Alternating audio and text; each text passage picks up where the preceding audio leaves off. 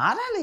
ఇన్ని దేశాలు నాశనం అవుతున్నాయి. ఇంకానా ఇంకా ఇంకా ఆ యుద్ధాలు చేసి రోజు బాంబులు పడి సస్తున్నారు. అయినా మీరు ఇంకా మారరా ఇంకా మొత్తం నిన్న ఆడెవడో రామరాజ్యం అంటే ఏదో రాజ్యం. ఏదో రామరాజ్యం మొత్తం అందరిని ఆడికట్ట సైన్యం ఇవ్వాలట. రాముడు రాజ్యాన్ని ఏర్పరుస్తారట. మళ్ళీను అప్పుడెప్పుడో రామరాజ్యాన్ని ఇప్పుడు ఏర్పరుస్తారట. శ్రీలంకకి బిజ్జేస్తారట బిజ్జు. ఆడందరిని అన్ని గుళ్ళుల్లోకెళ్ళి అందరిని విధ్వంసాలు స్టార్ట్ చేస్తుంది. ఆడికేం చెక్కెక్కింది ఆడికి. ఆడికేం మెంటలొచ్చిందో పోయే కాలం ఏదన్నారు అది. ఇది ఇక్కడ ఎల్లమ్మ నంచాకలేదు, పొల్లమ్మని పుచ్చాకలేదు. ఇక్కడ ఈడు ఎలాగే ఉన్నాడు, ఇక్కడ ఈడు ఎలాగే ఉన్నాడు, అక్కడ ఆడు అలాగని. ఈ 3 మతాల్లోని విధ్వంసాలు స్టార్ట్ చేసేసుకుంటున్నారు ఒక్కొక్కడును. వీడియో కింద చూడాలి. ఇది పర్షియా నాగరికత నేను చెప్పాను. ఇది ఇరాన్లో అతి పురాతనమైన నాగరికత పర్షియా నాగరికత ఉంది. ఆ జోర్డనీస్ మతం ఉంది. ఆ జోర్డనీస్ మతం ఇక్కడున్న ఇస్లాం మతం పుట్టింది సౌదీ అరేబియాలో.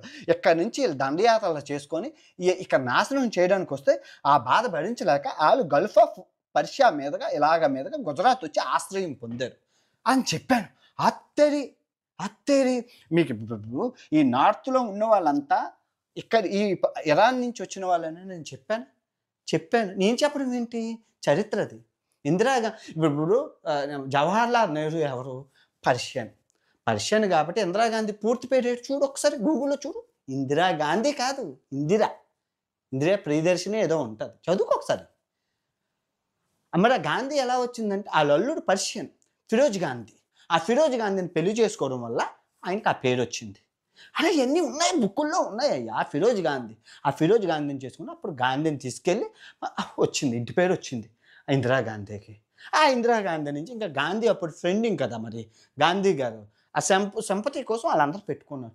అది చరిత్ర మనం తెలుసుకోను విని వదిలేయాలి అంతే, పిక్కోకూడదు. ఇంకా ఇప్పుడు పాకిస్తాన్ విషయానికి వస్తే సంకటం ఆగిపోయింది. ఇదొక్క విషయంలో మటుకు బీజేపీకి మటుకు చేతిలో దండం పెట్టాలి. కాంగ్రెస్ గవర్నమెంట్ ఉండేటప్పుడు మనకి భారతదేశం అంటే శత్రు పాకిస్తాన్. ఇంక ఈ ప్రపంచం అంతా వదిలేసేవారు. సినిమాలు పాకిస్తాన్ మీద వచ్చేవి, న్యూస్ పాకిస్తాన్ మీద వచ్చేవి, మొత్తం ప్రతిదీ పాకిస్తాన్ భౌతంగా పెట్టుకొని ఆడుకునేవారు రాజకీయం అంతా. నిజంగా ఈ మోడీ గారు వచ్చి పాకిస్తాన్ తగిలేశారు. ఎలా తగిలేశారంటే చూపిస్తాను, ఆర్థికంగా చూపిస్తాను. చూడండి దగ్గరుండి. $1 $86. ఇందులో గొప్ప ఏముందంటే ఆగు. ఇది పాకిస్తాన్ రూపాయి విలువ. $1 $280. అంటే 4 రెట్లు 3.5 రెట్లు పెరిగింది. ఒకప్పుడు మన రూపాయి పాకిస్తాన్ రూపాయి సరిసమానంగా అటు ఇటు ఉండేది. మోడీ గారు వచ్చి ఎట్టుకెళ్ళిపోయారు. పాకిస్తాన్ కుప్పకూలిపోయింది ఆర్థిక వ్యవస్థ, సంగనాగిపోయింది. అడుక్కుతంటున్నారు దేశం వాళ్ళు.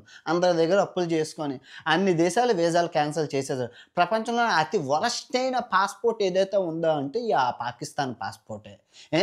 ఇప్పుడు ఎందుకు అనట్లేదు హైదరాబాద్లోని పాకిస్తాన్ ఎందుకు అనట్లేదు? ఒకప్పుడు అనేవాడు హైదరాబాద్ పాకిస్తాన్.